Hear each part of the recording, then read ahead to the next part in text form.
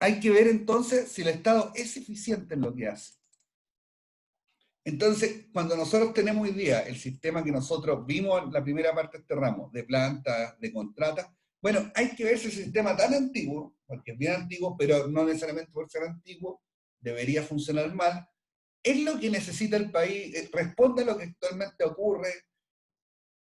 Yo no soy de la idea, y esto también es parte de la opinión que le estoy dando para abrir esta clase, de que las cosas tengan que cambiar porque tienen que cambiar.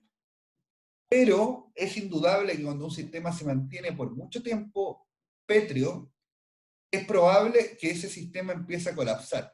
Y cuando nosotros entremos un poco en lo que vamos a hacer en esta hora y algo más que tenemos juntos, vamos a darnos cuenta que pasan varias cosas en el Estado y que podrían ser síntomas ya a lo mejor de alguna enfermedad que está más desarrollada, por decirlo de alguna manera. ¿Ya? Entonces, esa es un poco la idea. Le quería dar esa apertura para introducirlo a lo que tenemos que ver hoy. ¿Ya? Volviendo al tema de nuestra programación, hoy día tenemos que ver relaciones internas con los empleados. Y principalmente lo que vamos a hacer acá es analizar qué significan las relaciones internas, a qué se refieren, y vamos a ver un poco de sindicatos, asociaciones gremiales, como se llaman en el sector público, y vamos a tratar de ver y analizar qué es lo que hay ahí y qué es lo que está pasando hoy día en el Estado con eso. Pausa. La otra semana hay control. ¿Alguien tiene alguna duda del control?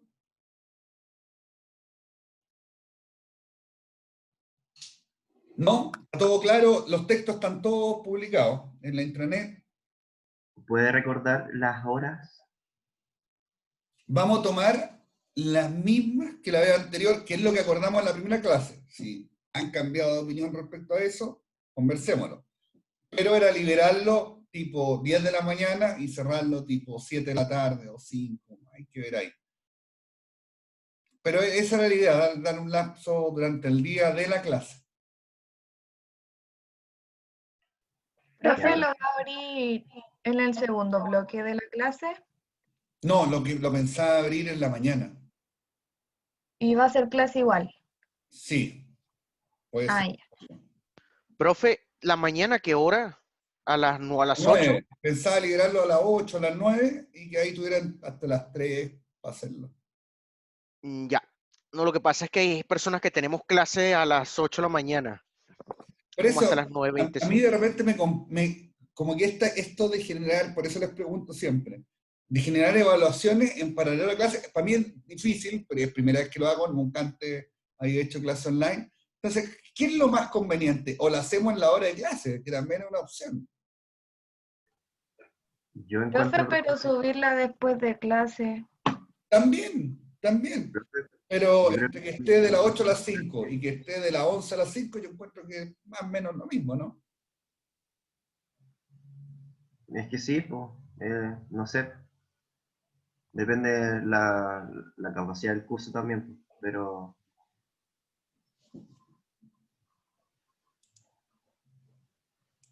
porque la clase igual es grabada, pues. Alguien pone en el chat, bueno, me dicen, profe, hay personas que tienen clase en la tarde, mejor antes, que se mantenga la hora límite. Bueno, ustedes mismos tienen como opiniones distintas en lo que estoy viendo. Entonces, si quieren, tomamos un pedazo de la clase. Bueno, la clase tiene 2 módulos, ojo.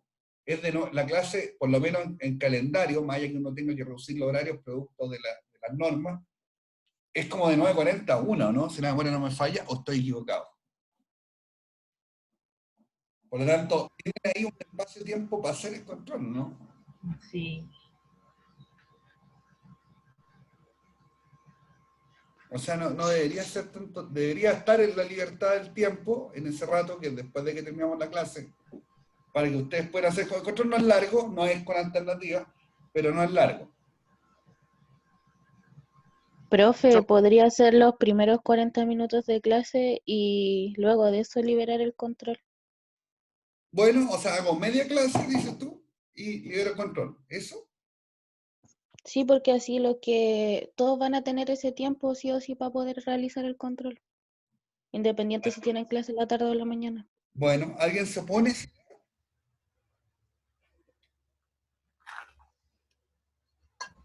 No, profe, al final es lo mismo. O sea, es lo mismo porque yo le decía que estaba abierto desde las 8 de la mañana hasta la tarde, por lo tanto podía agarrar igual ese horario. Profe, se lo libera a la... Ay, lo siento, no sé quién está hablando. Ah, no, es que era decir como si hacíamos una encuesta por acá mismo por Zoom, así como rápida. Pero, Ya. profe, ¿y si lo libera a las 8, igual estaría la posibilidad de hacer solamente un bloque? Sí, podría ser solo un bloque. O también considerando lo que se había planteado al principio, claro, hay personas que tenemos en la mañana clases, otros tenemos clases en la tarde. Si está abierto desde las 8, no sé, que en vez de las 5 se cierre a las 6 y que la persona, dependiendo de en qué momento tenga su clase, decida si lo hace en la mañana o lo hace en la tarde. ¿Qué opina del curso y usted, profe? Mira, yo creo que lo más sano, pero en mi opinión, y estoy haciendo el proceso de escucharlo, es abrirlo en la mañana. Lo mismo que le dije antes, si quiere les doy una hora más, a mí me da igual. Lo hacemos de 8 a 6 y le hago la clase, bueno, la clase tiene un cierto tiempo liberado, por lo tanto ahí tienen tiempo suficiente para hacerlo. El control no es largo, tienen que escribir un par de ideas, pero yo creo que si está de 8 a 6, como decís tú, Ignacio, tienen tiempo suficiente para hacerlo. Yo, acuérdense que le hago clase 40 minutos, paro 10, después hago 40 de nuevo, eso suma una hora y media, por lo tanto les queda una hora y media también dentro de lo mismo que estaba asignado como en la programación del curso, para poder hacer el control. A mí me parece que es lo mejor. Profe, Estoy ¿y va a narrando ser opiniones. con... ¿Profe? Dígame. ¿Va a ser con el mismo sistema de los cuestionarios? No. No, lo va a mandar. ¿Y hay que subirlo después? Sí, es una opción. Quiero que Porque en escriban ese después. caso igual sería como más fácil, porque a lo mejor, no sé, pues, la pregunta 1 la hago antes de la clase de la mañana, la pregunta 2 la hago en la tarde, no sé, como para racionalizar el tiempo. Ya, mira, eso no lo he decidido. Si son preguntas de desarrollo, el control es corto. Cuando yo les digo que es corto, créanme, media hora, dirían 40 minutos está resuelto. Por lo tanto, yo veo que lo pueden hacer, ¿ah? Si es que lo dejamos en esta modalidad de 8 a 6, con esta hora y media o 2 horas, lo que ustedes quieran para hacerlo. ¿Ya? Habríamos llegado a puerto, ¿no? Parece que sí, ¿sí? ¿Alguien más con comentario? Pero entonces quedaríamos con la idea que dio el Nacho de... Claro, claro. Ya. Sí, yo apoyo esa idea. Bueno, tenemos un acuerdo entonces, promovido por el señor Guerrero. Ya, muy bien, pero muy bien. Entonces, mira, fíjate, volvimos a la materia, ¿ah? Volvimos a la materia. Profe, ya que volvimos a la materia, tengo una duda del texto. ¿Ya? En una parte habla sobre el arbitraje en el ¿Ya que procedimiento de pagó queja mediación? ¿Ya? y lo que no me quedó claro es como la selección del árbitro. ¿Quién es el árbitro de la organización? O sea, decía que se elegía, pero tienes como algunas características en especial. Quisiera como tener un ejemplo. Mira, yo no tengo recuerdos de arbitraje por lo menos en la administración pública. Los mecanismos que sí existen son seleccionar como gente que es de consenso entre ambas partes, más que electa. Por lo general la administración propone un par de nombres, a la otra parte involucrar en el conflicto y ahí se resuelve una persona que en el fondo garantice de cierta manera la ecuanimidad, la imparcialidad y todos esos atributos. Por lo tanto, lo que se trata cuando se busca un mediador es de que el mediador tenga credibilidad, porque si no, no puede mediar nada. Por lo tanto, tiene que ser alguien que en general tenga algún nivel de aceptación por ambas partes, tanto de la administración como la otra parte que está en el conflicto. No hay un mecanismo específico con el cual uno podría decir los mediadores se eligen de esta manera. Hay varias maneras, pueden ser votaciones, pueden ser acuerdos, pueden ser negociaciones, pueden ser conversaciones, hay hartos elementos. Lo importante de eso es que cuando uno media, la persona que media tiene que tener cierta credibilidad por ambas partes, si no es imposible que medie, si es que no tiene la credibilidad de alguno de los actores involucrados. ¿Me contesto su pregunta con eso? Profe, y en ese caso no tendría que ver Contraloría cuando tiene como dictámenes sobre algunos casos y se basa sobre eso, ¿o no? Ya, acuérdate que el texto, igual no estamos adelantando, pero lo voy a contestar. El texto, lo que dice la mediación, que es para mediar conflictos. La Contraloría lo que juzga es legalidad. O sea, te dice si algo se ajusta a la norma o no. Ellos no se van a sentar a conversar con dos partes a ver quién tiene la razón. Lo que la Contraloría hace es revisar si determinadas acciones o actos administrativos se ajustan o no a las normas que hay. Eso es lo que hace la Contraloría. La Contraloría no media conflictos, la Contraloría determina la legalidad de los actos administrativos y de las acciones que se ejecutan en virtud de la función pública. Es que lo pensé ya que decía que todo debía estar escrito. ¿Quién dijo que todo debe estar escrito? El texto. No, lo que dice el texto es que debe estar escrito los procesos, ¿ya? Pero no todo puede estar escrito. Es lo mismo en la administración pública, que el derecho público tiene esta condición de que se puede hacer solamente lo que está escrito en contraposición al derecho privado, en el cual uno puede hacer todo excepto lo que está prohibido. Tampoco está todo escrito en la administración pública. O sea, hay un montón, por eso se generan conflictos, o se generan incertidumbres, o se generan ambigüedades, porque hay ciertas situaciones que son novedosas, y al ser novedosas no está descrito cómo enfrentarlas. La acción del Estado o la acción ejecutiva tiene mucho que ver también con incertidumbre y con toma de decisiones en ambiente no rutinario. Ignacio me está levantando la mano, pero quería saber si Catherine quedó bien con su respuesta. Sí, profe, gracias. Bueno, Ignacio. Bueno, un comentario ahí cortito, sí, porque al fin y al cabo el mismo derecho dice que es una disciplina que no puede predecir todas las eventuales situaciones jurídicas que se presenten, y al fin y al cabo, claro, la institucionalidad evoluciona en la medida en que el tiempo lo va haciendo. Claro, por lo tanto, bueno, fíjense ustedes que la Contraloría, para que ustedes lo sepan, va emitiendo dictámenes de distintas situaciones de índole administrativa. Lo particular, por lo menos para mí, es que en algunos casos se pronuncia por ciertas cosas y en otros casos opina distinto. Entonces, eso puede generar algún nivel hasta contradicción, porque interpreta determinada situación y a veces después sale otro dictamen que interpreta esa misma situación de otra manera y anula ese dictamen. Ahí también hay algo medio discutible, porque en el fondo cuando uno, y ustedes también se van a dedicar a lo mismo que yo, administra sistemas, recursos, etcétera, lo que uno necesita es certidumbre respecto al marco en el cual uno puede actuar.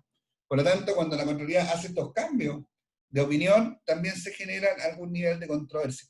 Me acuerdo uno, que es bien antiguo, que existe un límite para descontarle a las personas. Sueldo. O sea, el empleador puede aceptar hasta cierto nivel de descuentos por liquidación. No me acuerdo cuánto es, creo que el 20% de la remuneración que obtiene el funcionario, después de los descuentos previsionales.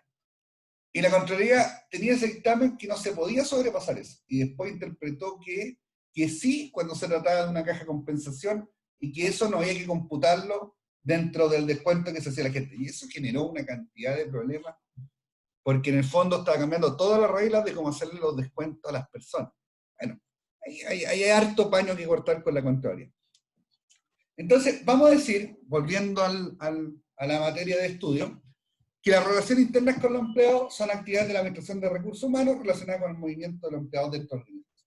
Hay muchos movimientos de los empleados dentro de la organización. Tenemos movimientos horizontales, por ejemplo, puede ser un traslado, una transferencia. Tenemos promociones también, la gente también asciende, va hacia arriba, y también a veces la gente desciende. Existe también lo que se llama la democión, que sería el antónimo de la promoción. Y eso lo vamos a revisar durante lo que conversemos. Fíjate que los sindicatos de asociaciones de empleados tienen su origen fruto de grandes injusticias que experimentaban los trabajadores en el ejercicio de sus trabajos. Y con esto nacieron los sindicatos como una manera de representar los intereses que tenían los trabajadores ante una serie de abusos que se cometían. Acuérdense que no mucho tiempo atrás, en la década del 20, cuando estaba en auge el salitre, en Chile existía la pulpería. No sé si se acuerdan o lo vieron en alguna clase de historia de lo que es la pulpería, que en el fondo es que el trabajador ejercía su trabajo, cumplía una jornada, y se le pagaba con algunos tickets o cupos para ir a cambiar su sueldo, pues no se le pasaba la plata, para ir a cambiarlo a un almacén que era dueño de la misma persona que era dueña de la salitrera. Por lo tanto, desde ese tipo de abusos estamos hablando. Ahora, los sindicatos, lo que ha pasado en los últimos años es que han ido a la baja. Y una explicación posible, cuando digo a la baja, me refiero a la baja en número de personas que integran los sindicatos. Y eso ha ocurrido también porque las leyes tienen un mayor resguardo de los trabajadores, de lo que había antes. Por ejemplo, hoy día sería impensable que existiera la pulpería.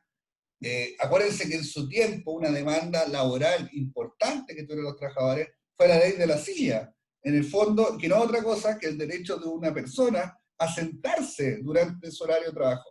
Entonces, fíjense en ese tipo de atrocidades, por llamarlo así, a una situación que estamos ahora en que el nivel de protección, de seguridad laboral y de derechos, por lo menos parece ser que hemos llegado a un punto aceptable, ¿ya? Y en general los temas que hoy día predominan en la agenda son temas que están más vinculados con temas que yo los podría denominar como intraorganizacionales.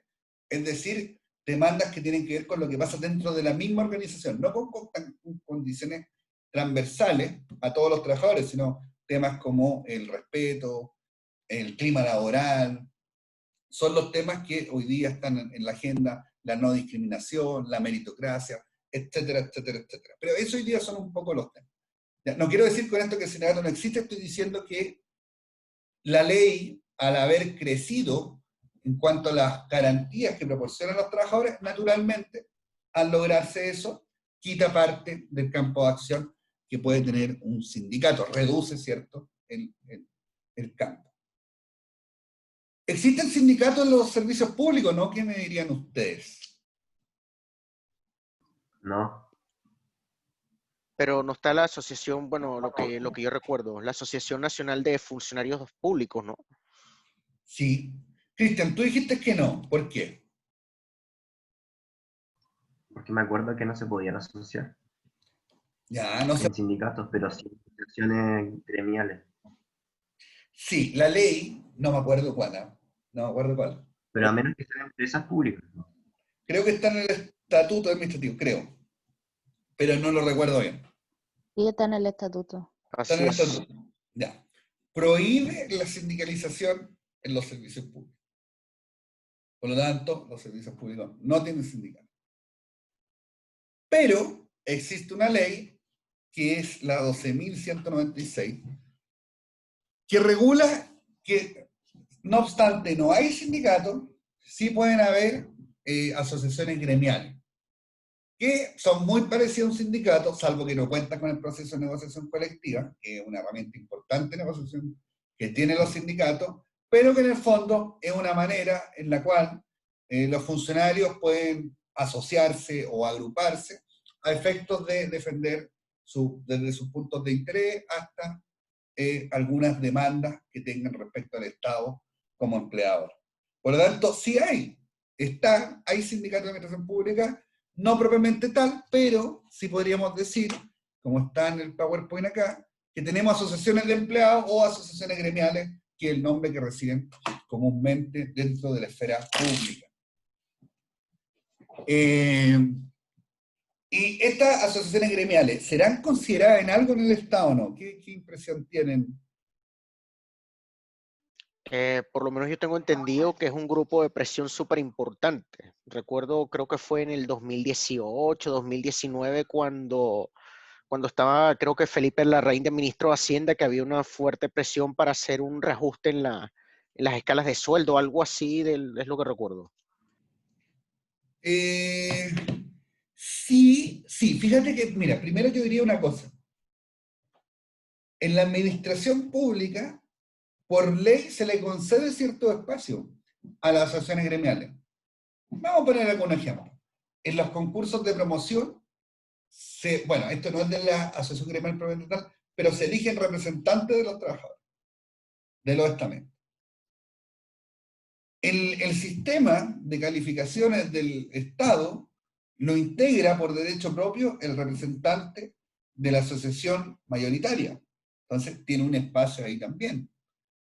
Y hay otro espacio asegurado para los funcionarios que también son fruto de las peleas o luchas o disputas o demandas, como ustedes quieran llamarlo, que han realizado las zonas gremiales, que se plasman en los comités bipartitos de capacitación. O sea, los trabajadores también tienen participación respecto al plan de capacitación que la organización desea aplicar, participa en los consejos de bienestar, o sea, también tiene acceso a opinar respecto al plan de beneficios que tiene la organización pública para sus trabajadores, a leer los concursos de promoción, gestión del desempeño, capacitación, bienestar, y yo creo que esos son los principales donde tienen derecho a manifestar su opinión. Me pregunta alguien, Camila, la ley, y voy a tratar de contestarle exacto, porque creo que es la 12.196, se lo digo ahora, me está preguntando cuál es la ley que la permite. Y la estoy buscando, denme un segundo.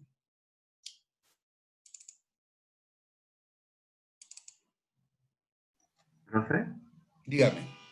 y otra pregunta para ti, como funcionario, ¿qué te acomoda más? ¿Un sindicato o una asociación? Ah, buena pregunta. ¿Cómo se ve adentro de eso? Mira, voy a contestarle primero a Camila Cristian, y te contesto al tiro, ¿ya? Yo no veo bien la pantalla, denme un segundito.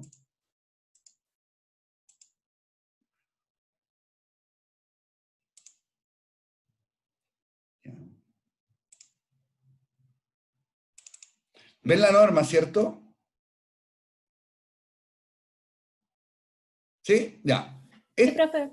La ley 19.296, Camila, es la que permite, mira cómo se llama, establece normas sobre ascensiones de funcionarios en la administración del Estado. Y acá está todo el campo regulatorio de esta materia, están los fueros, está cómo la gente se elige, cuántas personas se necesitan para formar una asociación gremial, etc. Por ejemplo, antes de ir a la pregunta de Cristian,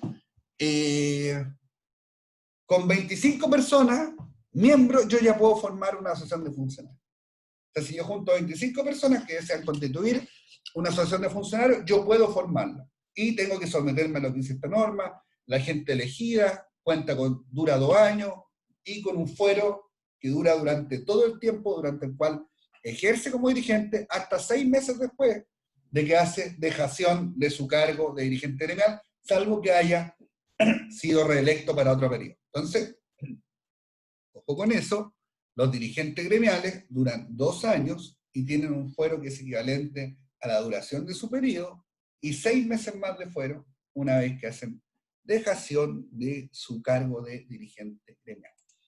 ¿Ya? Entonces, ¿qué prefería yo, una asociación gremial o un sindicato?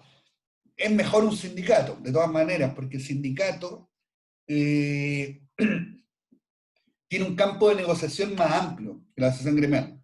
Por una parte, acuérdense que antes de entrar a esta materia yo les dije que el derecho privado se puede hacer todo, salvo lo que está prohibido, y en el derecho público se puede hacer todo lo que está escrito o permitido.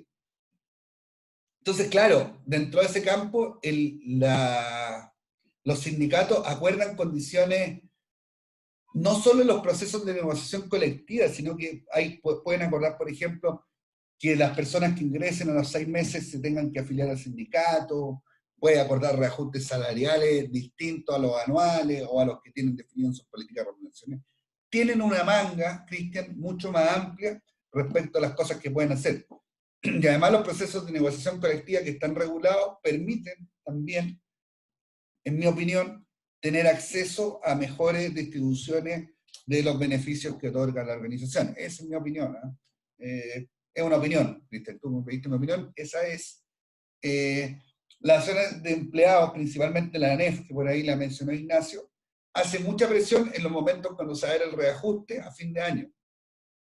Ahí es cuando efectivamente cobra cierto rol protagónico y presiona en el fondo para obtener un mejor reajuste a los funcionarios públicos. Pero hay un montón de temas que precisamente como en el Estado son tan de fuente legal y muchas cosas de estas legales terminan siendo ley orgánica o de quórum calificado, como el Estatuto Administrativo, como la Ley 19.882, etcétera, que son muy difíciles de cambiar. Entonces, hay cierto, no sé si retraso, pero hay ciertas cosas que van quedando de lado, y una de las cosas que yo creo que más ha quedado de lado dentro del Estado es en el fondo el sistema funcionario, principalmente cuando tenemos mucha gente contrata y el Estado no ha sido capaz de definir la manera en que esas personas se desarrollan dentro de sus servicios públicos. ¿Ya? Entonces, vamos a pasar esta lámina y hacemos la... Bueno, nos quedan unos minutos, podemos seguir. Ahí hay algo en el chat. Ah, gracias, dice. Bueno, entonces eso significa, Cristian, que le contesté la pregunta. Entonces, los objetivos son bien lógicos, ¿cierto? El objetivo de un sindicato o de una asociación de empleados es básicamente garantizar y mejorar los estándares de vida de sus miembros. Y fíjate que se usa la palabra vida en el sentido amplio, porque los sindicatos no solo promueven el tema remuneracional, promueven el tema de la seguridad en el trabajo, promueven el tema de la salud, y también, fíjate que una manera que tienen los sindicatos y las asociaciones de funcionarios de atraer gente es ofrecer también su propio plan de beneficio. Las organizaciones en general públicas cuentan con planes de salud o un seguro de salud que se canaliza por medio de su oficina o servicios de bienestar. Los sindicatos ofrecen cosas alternativas, hay varios que ofrecen seguros para el cáncer, convenios con distintas entidades, desde un gimnasio, una tienda, entras para el cine, etc. Hay mil cosas, y por eso digo que se ocupa la palabra vida, porque muchas veces lo que hacen las asociaciones de funcionarios o los sindicatos no están precisamente circunscritos a solo el tema laboral, sino que también tienen oferta que va más allá del tema laboral, sino que también es una oferta de calidad de vida o más amplia que lo que ofrece la organización. Entonces también hay un tema ahí. Bueno, mejorar las condiciones de seguridad laboral de sus miembros. Este es un gran objetivo, pero un gran objetivo yo diría que hace varios años atrás. Hoy día en general las condiciones de seguridad laboral de los empleados están súper reguladas. Y no solo tenemos normas, sino que también tenemos entidades que fiscalizan que se cumplan las normas de seguridad laboral de los trabajadores. Por lo tanto, sigue siendo una preocupación de los sindicatos, pero también el cuerpo normativo es más robusto de lo que era hace años atrás. Bueno, influir en las relaciones de poder del sistema social. Naturalmente, los sindicatos promueven ciertas ideas. Y para promover esa idea es necesario que estén en el sistema de opinión pública. Y entendamos por opinión pública aquel concepto donde confluyen las distintas opiniones que hay en la sociedad y se conforman opiniones más generales. Por lo tanto, también a los sindicatos les interesa tener acceso a la opinión pública y que en el fondo el tema que es su bandera de lucha de los derechos de los trabajadores esté también inserto en la agenda que tienen desde la sociedad a que tienen los medios, o que esté también incluso en el sistema político. Bueno, y proteger a sus miembros de prácticas arbitrarias o caprichosas. Se entiende por sí mismo, es básicamente una de las luchas principales que hay dentro de los sindicatos, es que no haya discriminación, no haya prácticas caprichosas, que los despidos cuando existan estén justificados, respondan a razones objetivas, y que tampoco exista discriminación dentro del trabajo.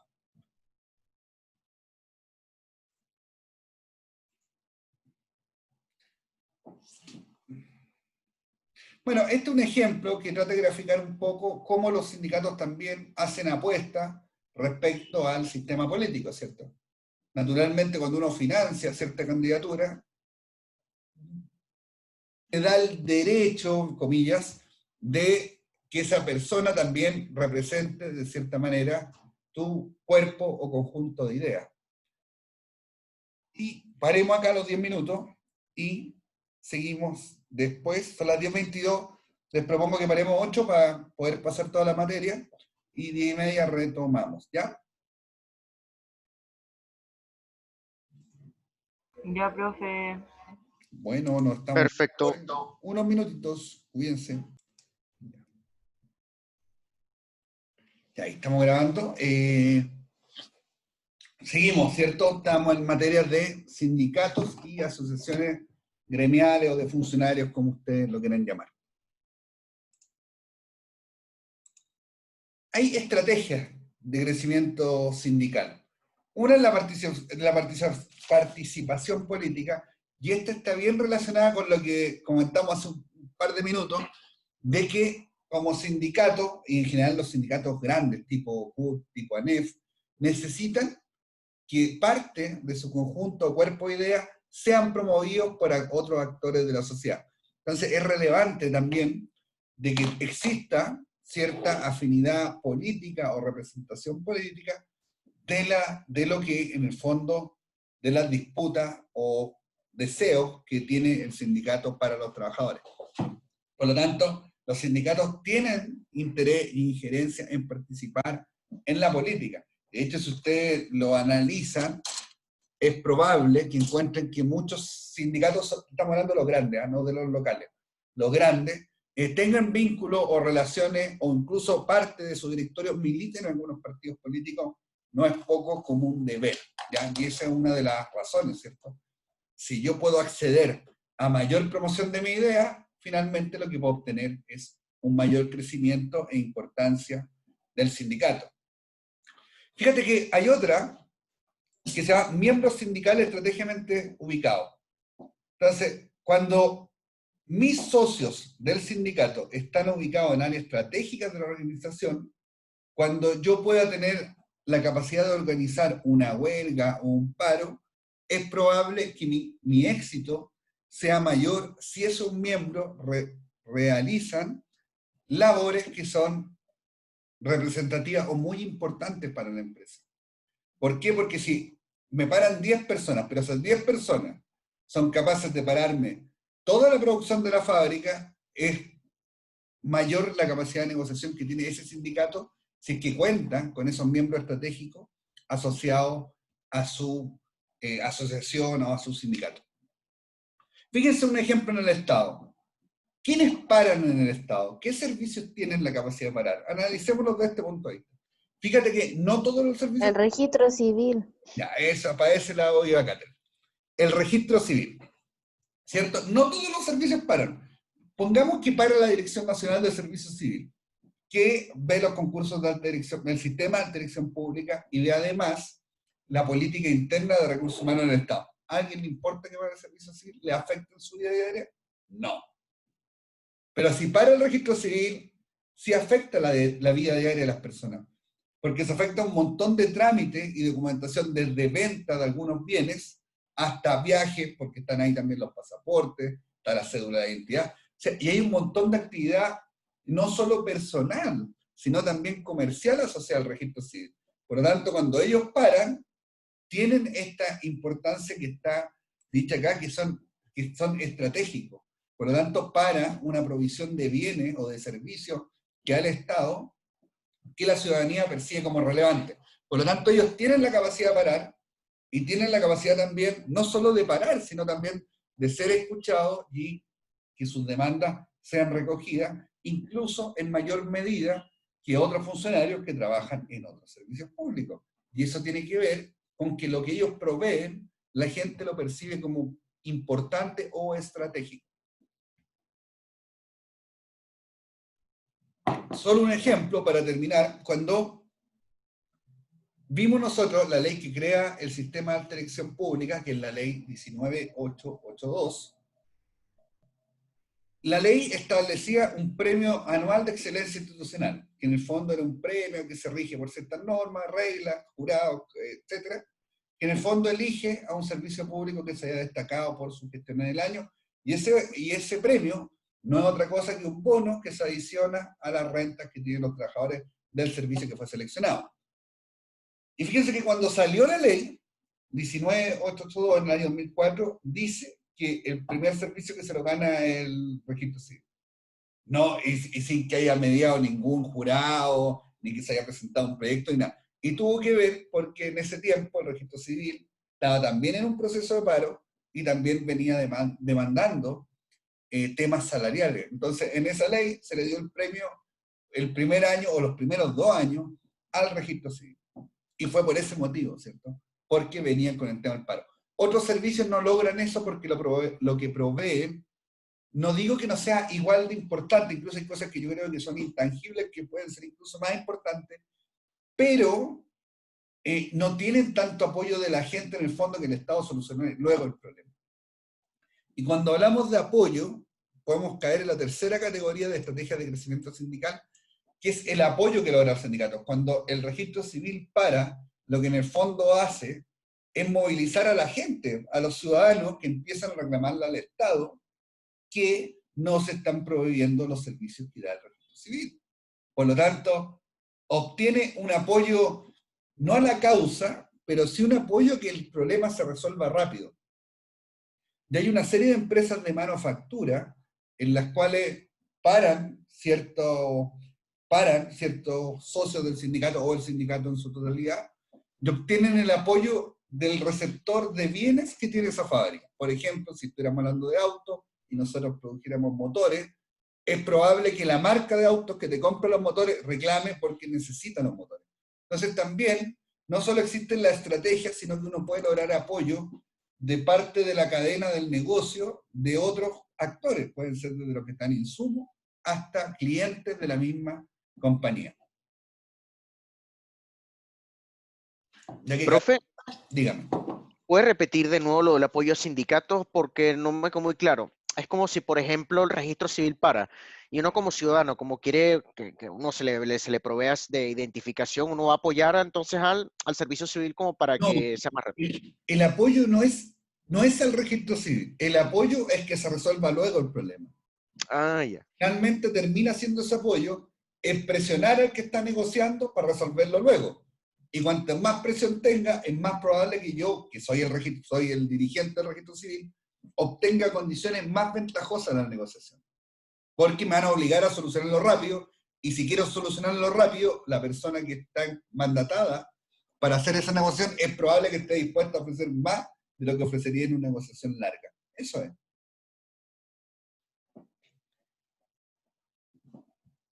Ya que Catherine por ahí mencionó que estaba leyendo el libro, bueno, el libro tiene un enfoque bien empresarial para ver este tema, por eso para que tengan esa precaución cuando lo lean. Cuando quiero decir bien empresarial, está 100% enfocado desde el punto de vista de la organización y no del trabajador, para que tengan esa consideración.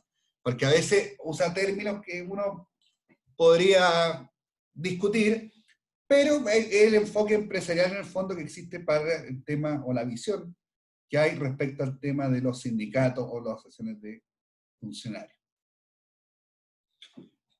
Bueno, otra es infiltrar las comunidades con organizadores, y eso quiere decir que yo puedo infiltrar desde otras organizaciones sindicales, objetos de afiliar a un sindicato más grande, o puedo incluso infiltrar personas o situar personas en organizaciones que no están sindicalizadas, con miembros de mi organización, a efectos de poder lograr la sindicalización de esa empresa. Eso se usa, ¿eh? Uno pensaría que no existe, ha pasado en Codelco, ha pasado en varias partes.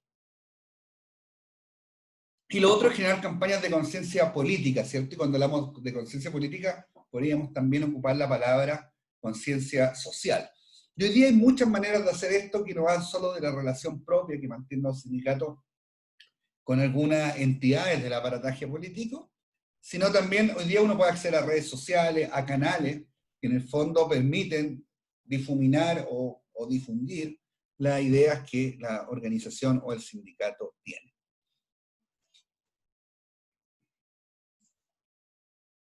Esta es una muy buena pregunta. ¿Por qué los empleados se afilian a los sindicatos? Y fíjate que hay distintas respuestas, pero me gusta mucho esta a mí. La insatisfacción con la administración. Y esa insatisfacción con la administración puede ser de distintas fuentes. Puede ser desde la remuneración que yo tengo, de las condiciones laborales que tengo, del sistema de carrera que hay, o yo percibo también de que la empresa donde yo me desempeño, existen muchos despidos, por ejemplo, o situaciones arbitrarias. Entonces, a mí no me ha tocado, pero como estoy viendo que en esta empresa predomina lo arbitrario, puedo entender que yo también puedo ser objeto de una medida arbitraria. Por lo tanto, tengo ahí un incentivo para afiliar. ¿Qué pasará en el Estado con esto?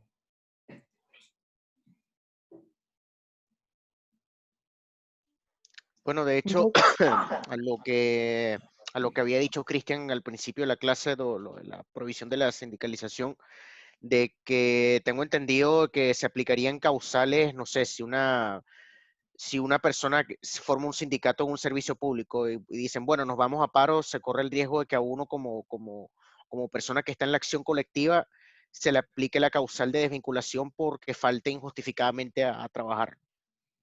Ya, Catherine, tú también hay que opinar algo. Voy con Ignacio y después contigo, pero dame tu opinión. Yo creo que una de las grandes insatisfacciones que está en el Estado es el tema de los honorarios en el sector público. Ya. ¿Alguien más?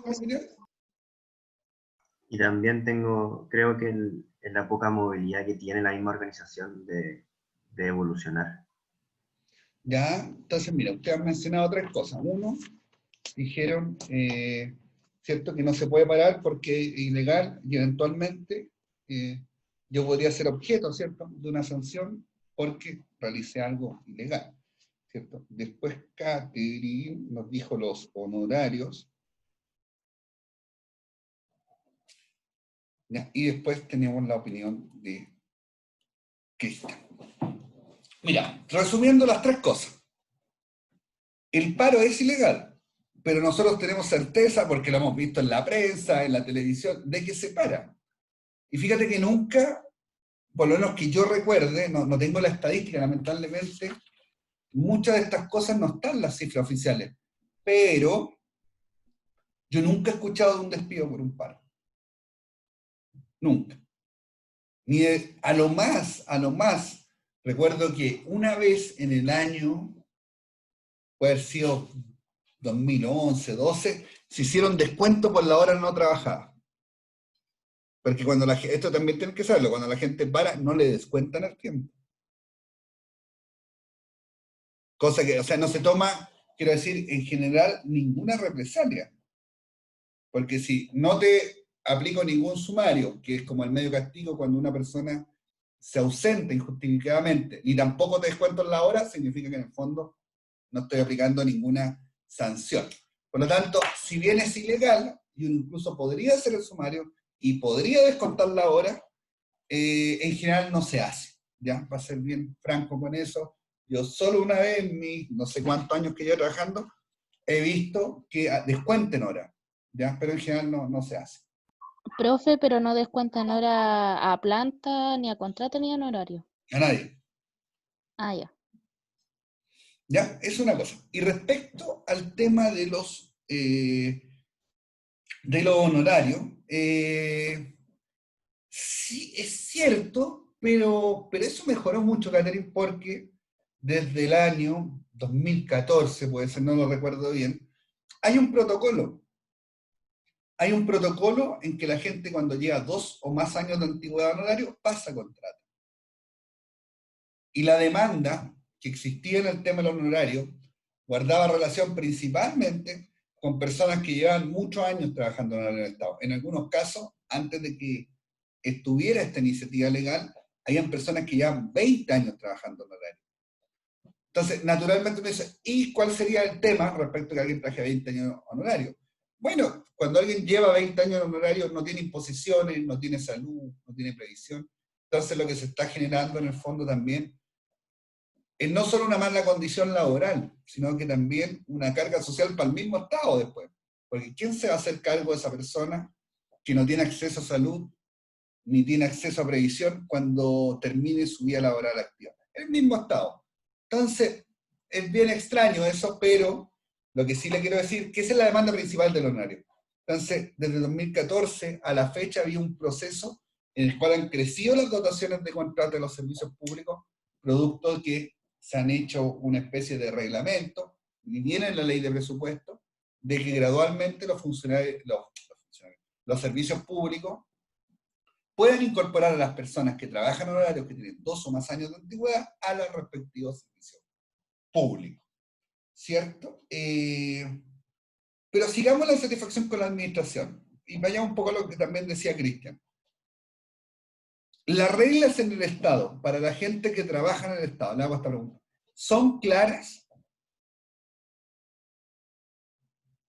Nosotros vimos en el curso de gestión de personas, sector público 1, que la mayoría de la gente trabaja a contrata, y que la gente contrata no tiene carrera funcionaria.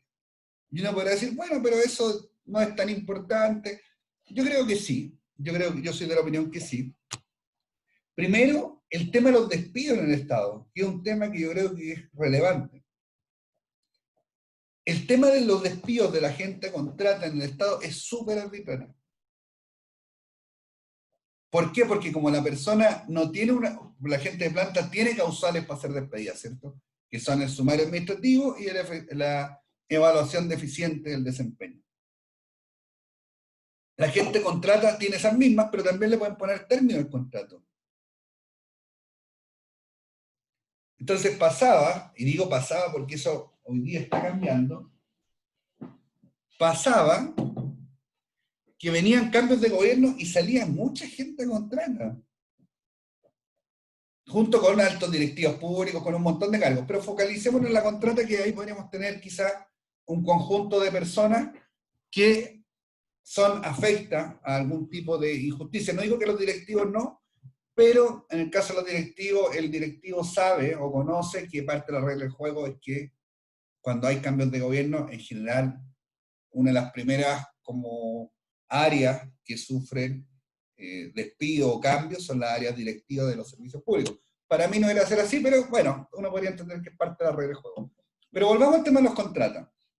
Entonces, con cada cambio de gobierno, se produce una salida o éxodo no voluntario masivo de funcionarios públicos.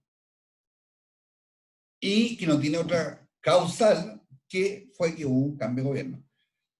Entonces uno debería decir, bueno, hay caso y caso. Alguien podría decir, está bien, cada gobierno, vamos a poner 2 posiciones extremas. Alguien podría argumentar, está bien, cada gobierno tiene derecho, en el fondo, a elegir con quién trabaja. Y otro podría decir, no, existe la función pública permanente y lo que tienen que hacer los gobiernos es traer como cuerpos directivos, el ministro, el subsecretario, y dentro de eso hay un conjunto de cargos contemplados para esa situación. Puede ser, pero cuando en un cambio de gobierno se saca en el mismo mes de marzo o posteriormente a gente que lleva 20 años en el servicio público, uno podría ahí suponer que hay algún grado de arbitrariedad. Entonces, el Estado no tiene suficiente regla en sus empleos como para permitir que no existan estos juicios. Por lo tanto, mi impresión es que esta primera causal de por qué los empleados, los trabajadores se afilian a los sindicatos, en este caso en una asociación gremial, podría ser un alto incentivo, porque el funcionario público puede percibir con nitidez que existen ciertos niveles de arbitrariedad, principalmente cuando existen cambios de gobierno. Y eso lo complementamos adicionalmente con que tenemos sistemas de gestión de desempeño pobres, por lo tanto, hay poco de qué agarrarse a la hora de argumentar. Para peor, lo que está pasando hoy día en el Estado es que como esta situación fue tan reiterativa en el tiempo, por eso digo yo que a veces las cosas, cuando uno no las cambia en el momento, terminan explotando. Y un poco también hay que ver lo que está pasando. ¿Qué está pasando? Que todos estos casos de las contratas, cuando llevan más de 2 años, la Contraloría instaló un concepto nuevo que se llama confianza legítima. ¿Lo han escuchado? Ya. La confianza legítima, para decirlo súper en simple, no es otra cosa que cuando llevo 2 o más años en el mismo servicio público, tengo la expectativa legítima de que van a renovar mi contrato. Antiguamente, la Contraloría no opinaba eso. ¿Se acuerdan que le damos que cambiado de opinión? Antes decía que los contratos duran 1 año, por lo tanto, si ya ha expirado el año, uno podía deshacerse, por decirlo así, o eliminar o despedir a la gente a contrata sin ninguna expresión de causa, porque se entendían que los contratos eran anuales, y eso es lo que dice el Estatuto Administrativo. Ahora, el dictamen es otro, lo que dice el dictamen, que cuando yo llevo 2 o más años, puedo tener la expectativa legítima de que a mí deben renovarme, de que mi empleo no va a terminar porque a alguien se le ocurrió, por así decirlo. ¿Qué ha pasado con esto? Han venido cambios de gobierno y al final igual terminan siendo estos cambios de la gente de contrato. Y traen igual gente a reemplazar. Por ejemplo, sacamos a Catherine y pusimos a Ignacio. Pero ¿qué pasa? Catherine lleva 10 años trabajando acá. Y ella demanda por confianza legítima. Y mira lo que está pasando. La Contraloría dice que Catherine fue bien despedida. Pero después cuando ella va a los tribunales de justicia, los tribunales dicen que no, y ordenan a los servicios públicos no solo pagarle el tiempo que ella estuvo alejada del empleo público, producto de una decisión arbitraria, sino que además reincorporarla. Entonces, mira la paradoja que pasa. No solo te indemnizo por un trabajo que no hiciste por una mala decisión, sino que además termino con 2 personas, porque yo había contratado a Ignacio, ya en reemplazo de Catherine, y me obligaron a reincorporar a Catherine. Termino con 2 personas.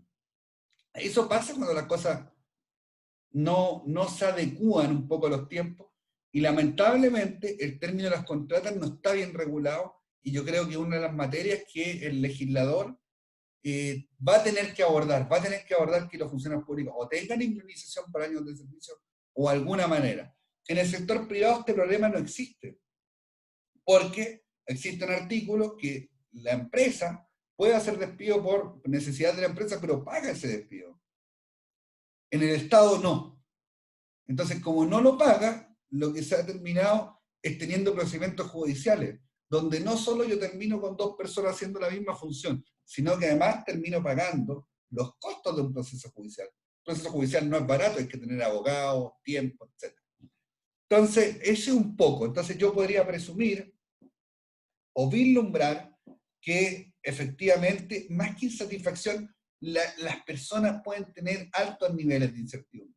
Y fíjate que este tema lo han abordado, yo creo que bien, las asociaciones gremiales, y lo que han hecho en el fondo es prestar asesoría jurídica a la gente que se encuentra en esta situación de despido, teniendo el periodo que le permite acceder a la confianza legítima.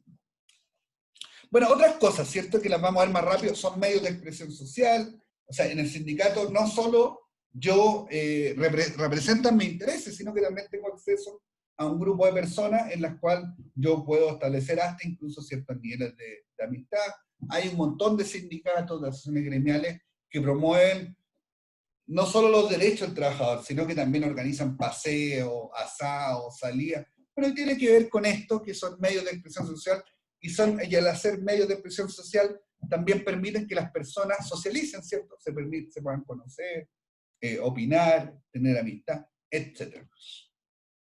Es una oportunidad de liderazgo. Hay gente que naturalmente tiene pretensiones de expresar su opinión con mayor preeminencia que otras personas. ¿Qué quiero decir con esto? Que necesitan, no sé si ser escuchadas, pero que su opinión sea atendida por un grupo de gente. Y los cupos que tiene la organización para eso, que uno podría decir que son los cupos quizás de jefatura, son limitados. Por lo tanto, la persona cuando ve que no puede canalizar su liderazgo dentro de la organización, es posible que busque a lo mejor representar su opinión por medio del sindicato o asociación de funcionarios. Existe también la sindicalización obligatoria, pero esto en la empresa privada, en algunos contratos colectivos, se establecen cláusulas del tipo, yo te contrato y a los 6 meses la persona empieza a sindicalizarse. Eso es parte de los convenios colectivos que acuerdan los empleadores con los sindicatos. Y otra es la expresión de los colegas, ¿cierto? Que en el fondo a veces el sindicato pelea, por ejemplo, un reajuste remuneracional, y lo obtienen todos los trabajadores independientemente si son parte del sindicato o no. Por lo tanto, ahí también existe cierta presión a que el trabajador que recibe este beneficio, pero que no es parte del sindicato, de parte de incluso sus mismos compañeros de trabajo que le dicen, oye, mira, tú recibiste, pero esta lucha fue nuestra, entonces tú deberías ser parte y no estar aparte de nosotros. En el fondo, eso es el argumento en términos simples.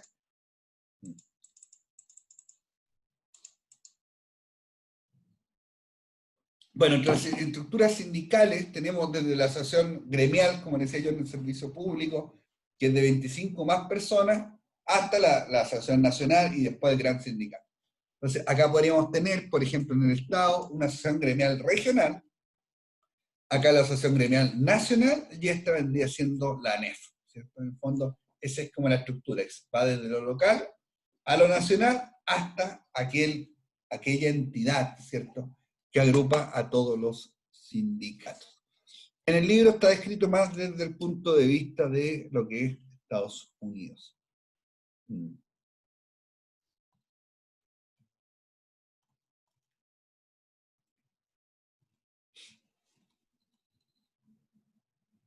Bueno, y después vamos a pasar a la última parte de la relación interna con los empleados, que son las sanciones, por decirle el nombre correcto, que son las acciones disciplinarias que se conocen.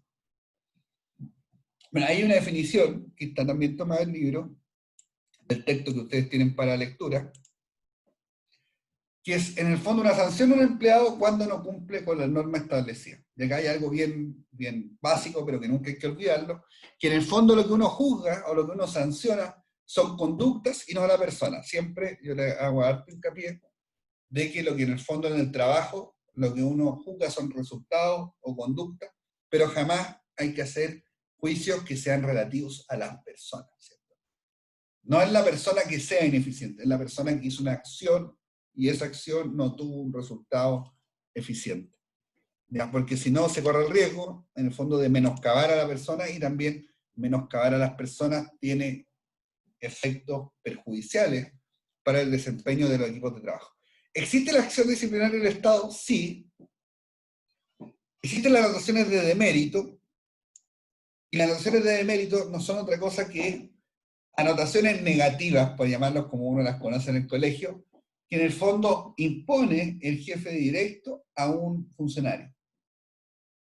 Y esa anotación negativa, o ese registro que va a su hoja de vida, no es otra cosa que una sanción de 2 puntos en su calificación, en algún factor de la calificación. O sea, rebaja en 2 puntos uno de los factores de calificación. ¿Cuál? Bueno, el que esté relacionado con el hecho que dio origen a la anotación de demérito.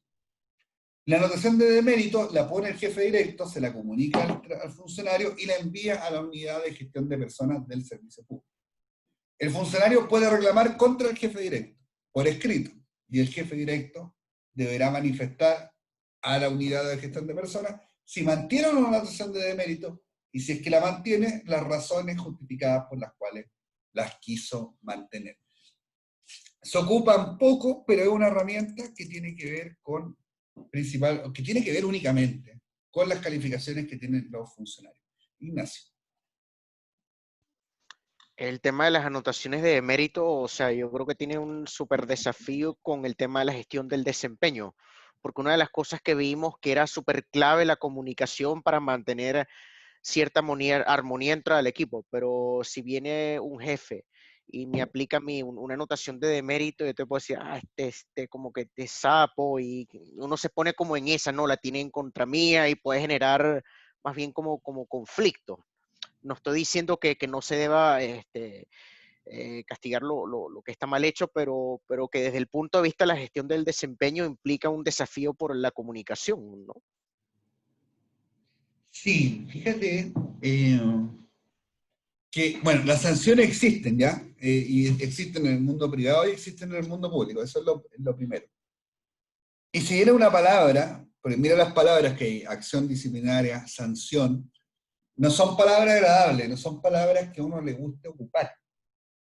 Porque en general provocan lo que tú estás señalando, provocan esa disociación entre la persona y la persona que está imponiendo la sanción, ¿cierto?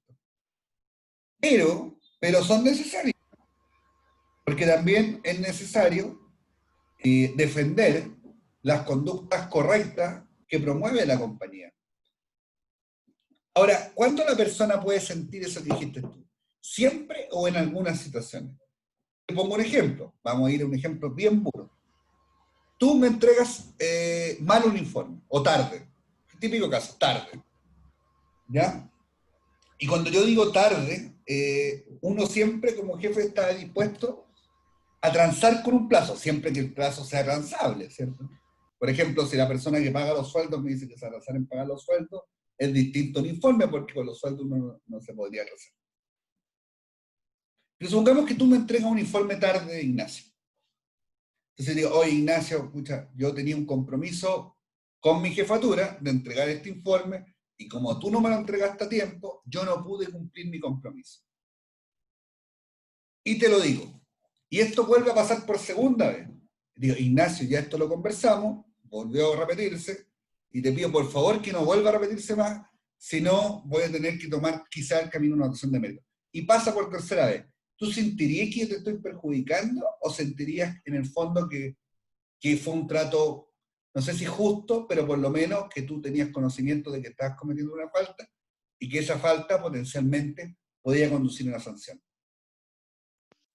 Bueno, injusto no sé si es porque por lo menos en esa situación que te está planteando a uno se le da como la oportunidad de caer en una amonestación, oye, no lo hagas, ponte las pilas, cosas así, pero claro, quizás injusto sería que de lo hiciste mal por primera vez, ya, te castigo. Espérame, deme un segundo.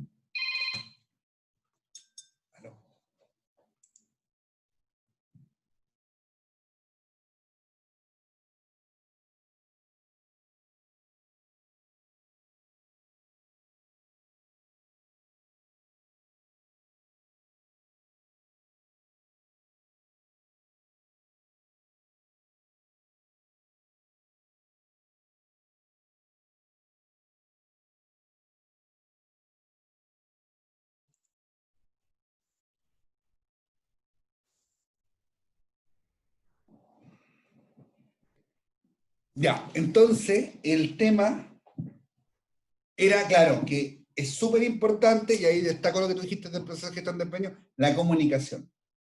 Porque yo sentiré que esa acción disciplinaria es más o menos justa en función de si existe la comunicación previa. Por lo tanto, como lo que más recomiendan, dependiendo de la falta, si a uno le sorprenden una pelea entre funcionarios o una acción reñida con la probidad, es distinto a entregar al rezado un informe, ¿cierto? No están en la misma escala. Pero cuando estamos hablando de esta, por decirlo, primera base, que son faltas leves, uno podría decir, mira, en realidad, lo aconsejable es primero una argumentación verbal, o sea, una conversación, y después quizás tomar algún camino más formal, ¿cierto? Entonces, claro, hay algo de eso, y probablemente los procesos serán percibidos más o menos justos en función de la existencia o no de la comunicación. Y lo otro que tenemos en el Estado es sanciones derivadas de un procedimiento disciplinario. Y hay dos grandes cosas.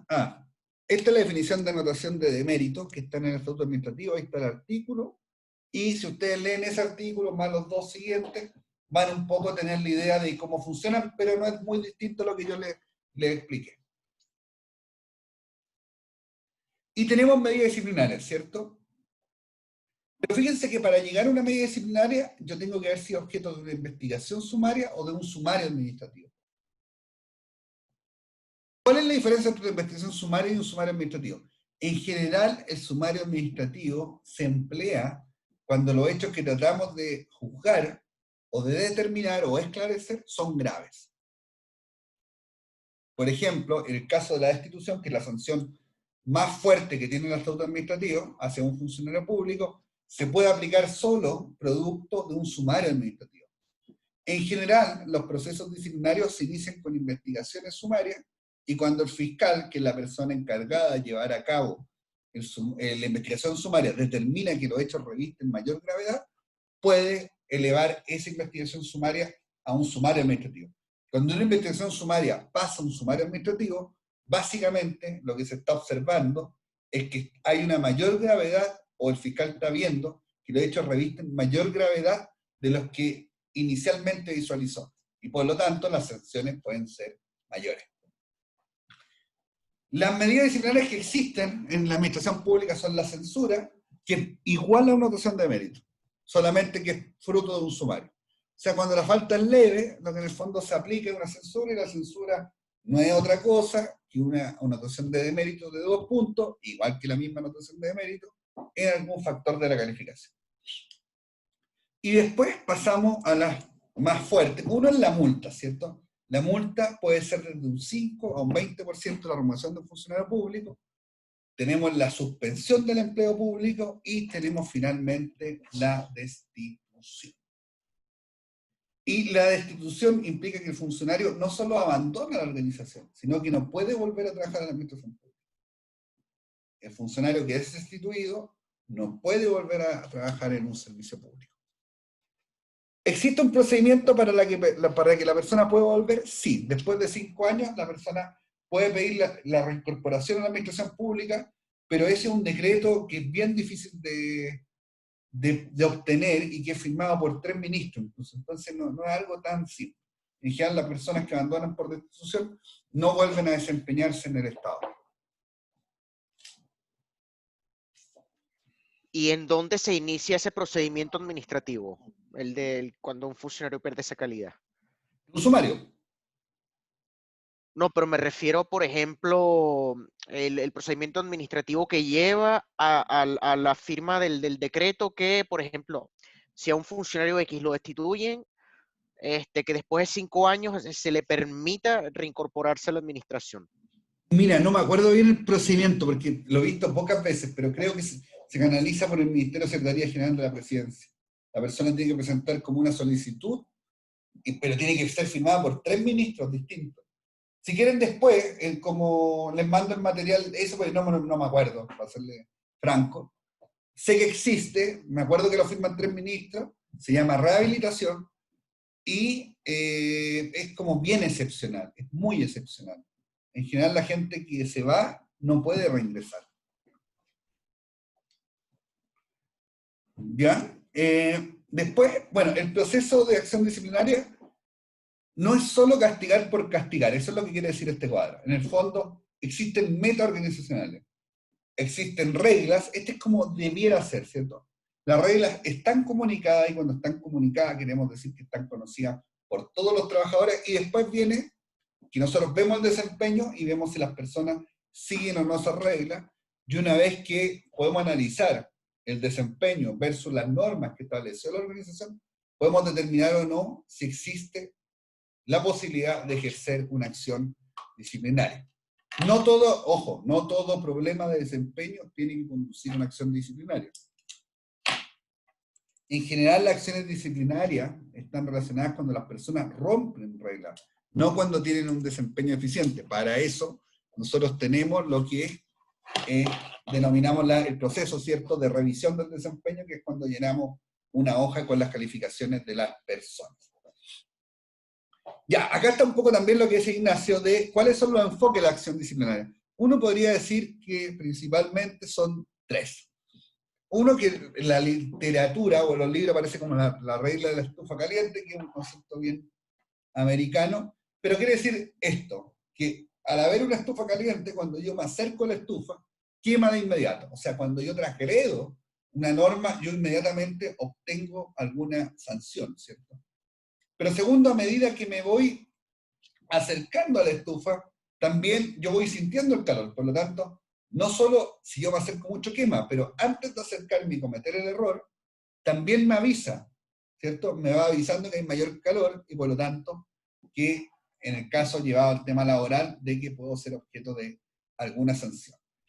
Y las otras 2 cosas muy importantes es que el castigo que aplica es consistente, ¿cierto? A medida que yo más me acerco, hay más calor y es de manera impersonal. Independientemente de la manera de la persona que lo haga, el resultado va a ser el mismo. Y ahí también hay una pregunta bien moral, si es respecto a las personas, ¿merecen o no los mismos castigos? Es lo mismo, el mismo error cometido por una persona que lleva 10 años en la organización, que no se ha equivocado nunca, a por alguien que lleva 6 meses de que entró en la organización. ¿Es lo mismo o no? Es debatible.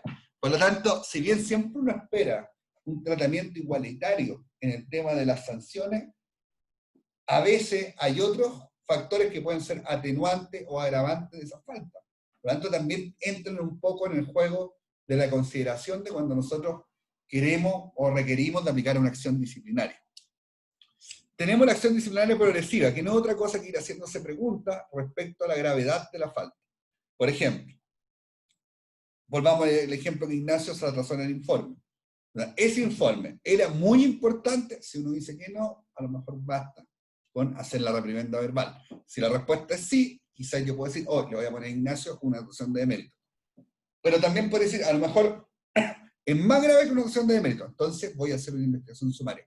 En el fondo, ir escalando con estas preguntas para ir buscando el castigo que es proporcional, o la sanción que es proporcional a la conducta que tuvo la persona.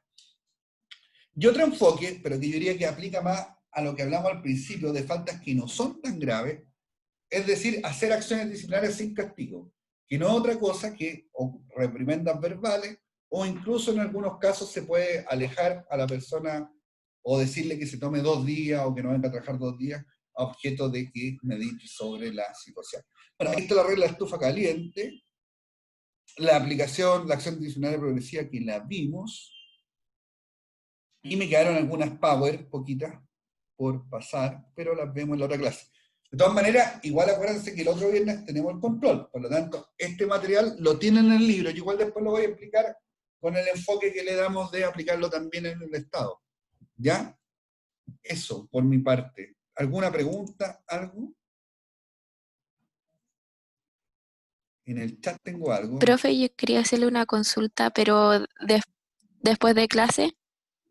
Ya, mire, escríbame un correo, porque ahora me tengo que ir a otro lado, pero ahí lo conversamos, ¿ya? ¿Quiere una consulta que nos resuelva? Ok, no hay problema, pero probablemente yo pueda en el horario de la tarde, ¿ya? Si tiene tiempo por ahí por las 3, pero mándemela por correo ahora, si quiere, y yo mismo le escribo, y si quiere tomo contacto por algún medio, y lo conversamos, ¿le parece? Me imagino que sí, no me contesta, pero le sugiero eso. Ya, le mando un correo, me pone. Chiquillos, ¿algo más que quieran consultar? ¿Alguna duda? Ya, dígame. Si, por ejemplo, quedan dudas antes del control, no sé, un plazo ideal sería enviarle un correo hasta el miércoles. Profe, tengo una duda de la clase Mira, 1. la materia es bien simple, ¿ya? Es bien simple, es súper digerible, son lecturas fáciles, ¿ya? No son trigonometría ni matemática avanzada, son conceptos bien sencillos. Si a mí lo que me interesa, para efectos del control, es que hayan prestado atención a lo que les conté del Estado, cómo funciona, porque eso no está en el libro, y tienen que saberlo, y por lo tanto yo le voy a preguntar de eso, ¿ya? Que fue un poco lo que estuvimos conversando. ¿Ya? Si alguien tiene alguna consulta, o no hay, o dígame. Profe, sí, lo último, si esta clase grabada pudiera subirla como lo más pronto que pudiera para poder alcanzar a repasarla antes del control. Se la subo hoy día mismo en virtud a su sugerencia, así que no hay ningún problema con eso. Ya, profe, gracias. ¿Algo más, estimados? Bueno, nos veremos en el control y la próxima semana con la materia que viene. Muchas gracias por participar, por conectarse y que tengan buen fin de semana. Hasta luego. Chao, Gracias, profe, profe. gracias.